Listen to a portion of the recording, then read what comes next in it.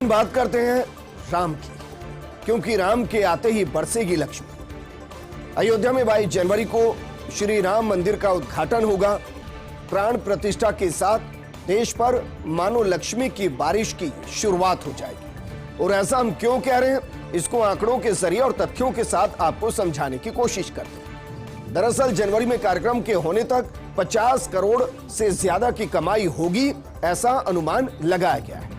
देश के सभी राज्यों में व्यापार के बड़े अवसर दिखाई दे रहे हैं। देश के सभी बाजारों में बड़ी मात्रा में श्री राम ध्वजा, श्री राम अंगवस्त्र मतलब जो मूर्ति को पहनाए जाते हैं वस्त्र, मालाएं, श्री राम के लॉकेट, चाबी के छल्ले, राम दरबार के चित्र, राम मंदिर के मॉडल के चित्र, सजावटी लटकने, कड़े सहित तमाम सामान बिकने के लिए बाजार में उपलब्ध है। इसमें भी राम मंदिर के मॉडल की बेहद डिमांड है। उसमें आपको हार्डबोर्ड से बना हुआ राम मॉडल मिल जाएगा, राम मंदिर का मॉडल मिल जाएगा, आपको पाइन वुड से बना हुआ राम मंदिर का मॉडल मिल जाएगा। और ये हर साइज और हर तरीके से उपलब्ध है। और इसलिए राम जब आएंगे तो लक्ष्मी बरसेगी देश भर के अलग अलग कोने में।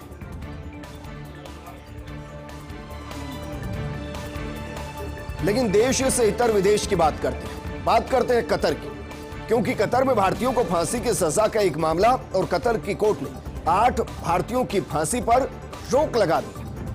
कतर ने सभी 8 भारतीयों की सजा कम कर दी है, फांसी की सजा को कैद में बदल दिया है।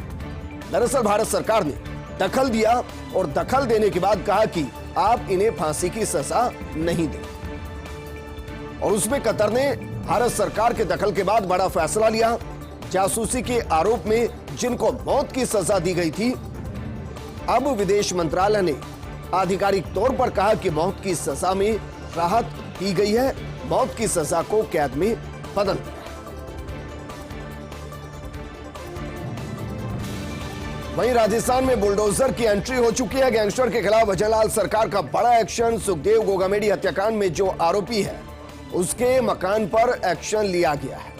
हत्यारे रोहित राठौड़ के अवैध निर्माणों पर बुलडोजर चला है, पीला पंजा चला है। घर के पास अवैध निर्माणों को ग्रेटर नगर निगम की टीम द्वारा हटा दिया गया है।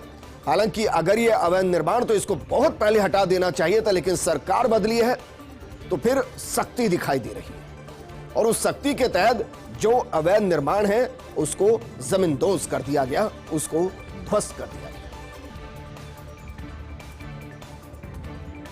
चुनाव से पहले घोषणा पत्र तैयार होते हैं, जनता से वादे किए जाते हैं और उन वादों को पूरा करने में कई बार 5 साल निकल जाते हैं। लेकिन ऐसा नहीं हो रहा। महज 50 दिन भी नहीं होंगे और 500 रुपए का सिलेंडर अब राजस्थान में 450 रुपए में उपलब्ध होगा, क्योंकि ये कहा गया था, ये वादा किया गया।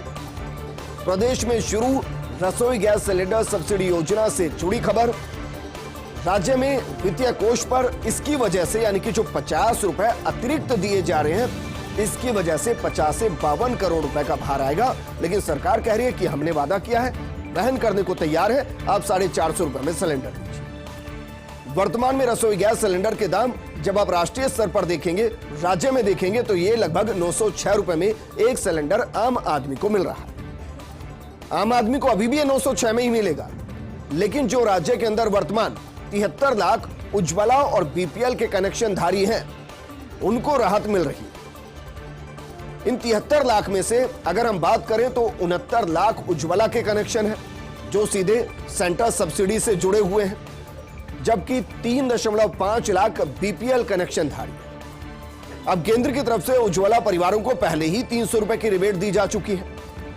ऐसे परिवारों को राज्य सरकार की तरफ से 156 रुपए अलग से सब्सिडी दी जाएगी, जबकि बीपीएल गैस कनेक्शन धारियों को राज्य सरकार 456 रुपए की सब्सिडी देगी। इसमें एक और महत्वपूर्ण बात है। इसमें महत्वपूर्ण बात यह है कि अगर अगले 5 साल सिलेंडर के दाम बढ़ जाते हैं तो उसी हिसाब से जो ये सब्सिडी है वो भी बढ़ जाएगी, यानी आपको 450 रुपए में ही सिलेंडर मिलेगा।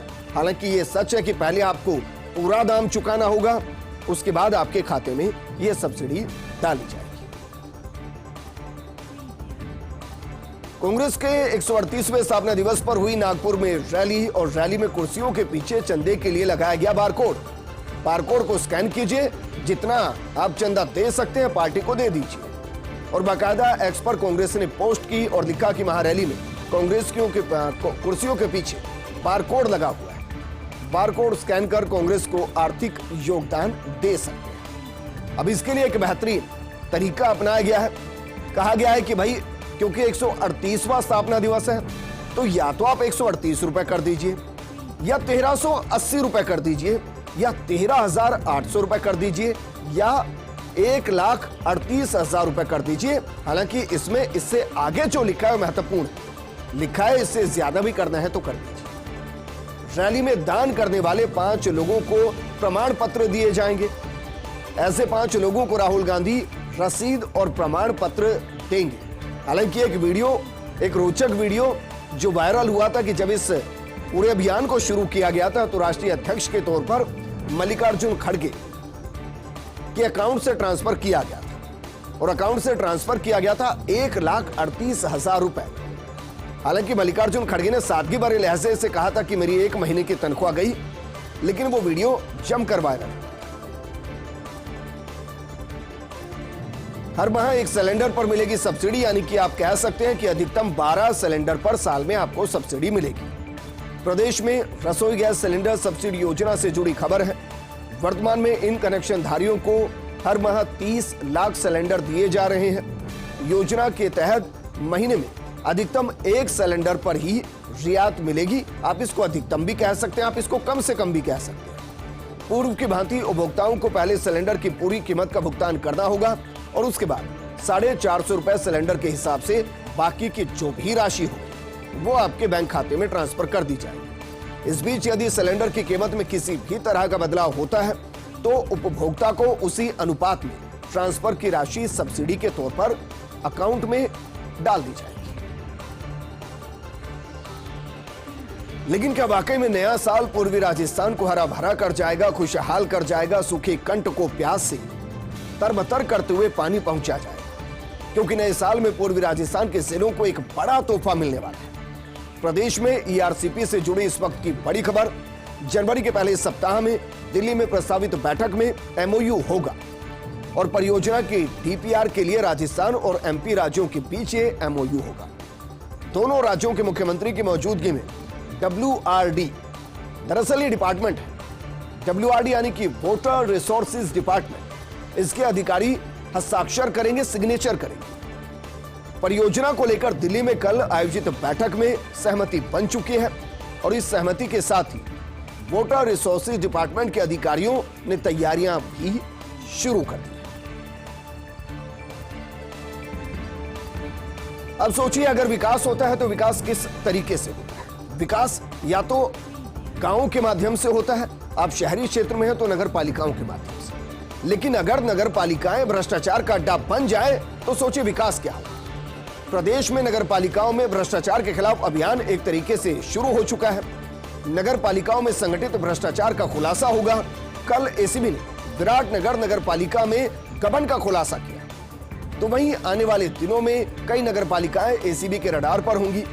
अब जो सूत्रों के हवाले से खबर मिल रही है उसके मुताबिक एसीबी ने कई नगर पालिकाओं को चिन्हित किया है और चिन्हित नगर पालिकाओं में भारी भ्रष्टाचार हुआ है, या कहिए कि नगर पालिकाओं ने भ्रष्टाचार की इबारत लिख दी। उन्होंने उपकरण खरीदे तो भ्रष्टाचार, उन्होंने कोई काम किया तो भ्रष्टाचार, टेंडर किए तो भी अनियमितताएं। आने वाले दिनों में कई और नगर पालिकाओं में एसीबी की कार्रवाई होगी, ऐसी संभावना जताई जा रही है।